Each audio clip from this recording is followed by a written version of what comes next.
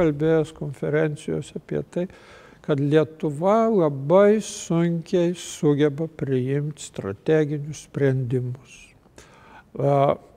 Ir žiūrovai turbūt atsimena, kaip buvo sunku nuspręsti, ar reikia mums naftos terminalų ar nereikia. Gyvenimas parodė, kad tikrai jo reikėjo ir ten kuo anksčiau padarėm, tuo truputį stipresnį, laisvesnį pasijutom.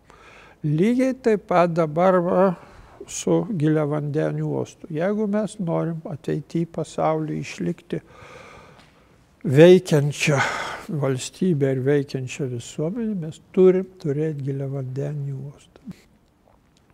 Ne apskritis turi nuspręsti. Tai yra iš tikrųjų strateginis klausimas ir turi būti sprendžiama aukščiausiose valdžios, mūsų išrinktos valdžios ešelonuose.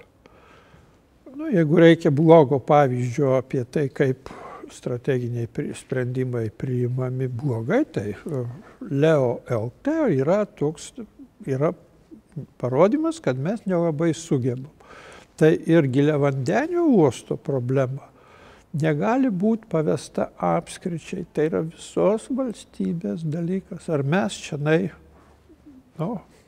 maždaug baržomis tik plaukiosim, kurėnais po Kuršių marias ir po Baltijos priekrantę, ar čia galės atplaukti giliavandeniai laivai su pasauliu, mūsų kaimynams reikalingais kroviniais. Tai šitą problemą, ją reikia išspręsti dabar, nes ten kūrėsi rekreacinis tinklas, kūrėsi gyvenvietės, tenai visokio legalumo lygio statiniai statomi, paskui reikės griauti kažkur, reikės mokėti didelius pinigus, todėl kad laiku nepadaryti sprendimai, kad giliavandenis uostas bus čia.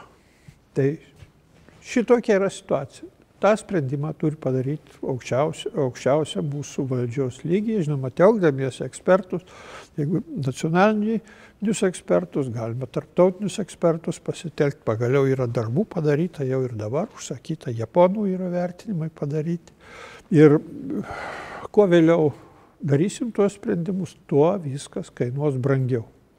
Jeigu ateina projektuotojai ir sako, kad šitą vietą geriausia tinka giliavandeniam uostui, tai reiškia, tam žmogui yra nepatogumai, yra ten jo gyvenimo didžiulė suirutė, reikia kraustytis iš čia ir taip toliau, taip toliau. Tai šitas dalykas. Antras dalykas ir vėlgi yra strateginis. Ten, kur uostas, ten turės būti infrastruktūra, ten turės būti keliai. Na, dabar televizija vis parodo tuos didelių gabaritų krovinius, kaip juos reikia atvežti, kaip reikės išvežti. Tai apie šitą jau turi būti pagalvota dabar.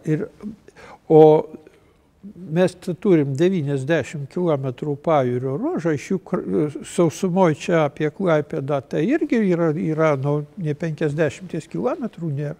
Tai reiškia, yra labai mažas ruožas ir labai įvairiapusiai interesai spaudžia į tą vietą.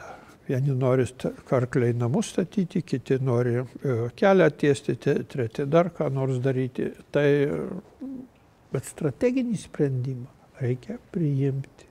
Nes kitaip, sakau, tas kainuos, kuo vėliau, tuo brangiau kainuos.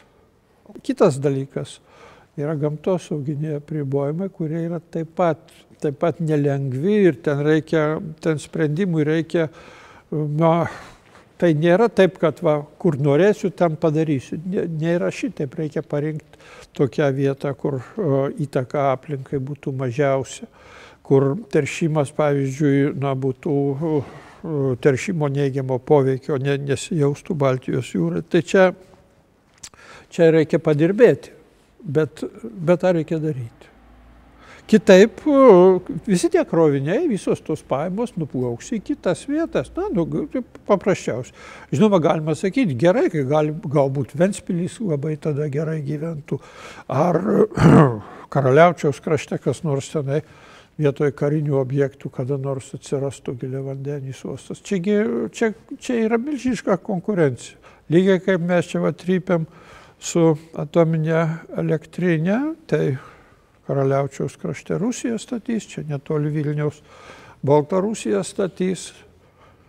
Ir kuo mes ilgiau dėlsim, tai tuo bus mums sunkiau padaryti.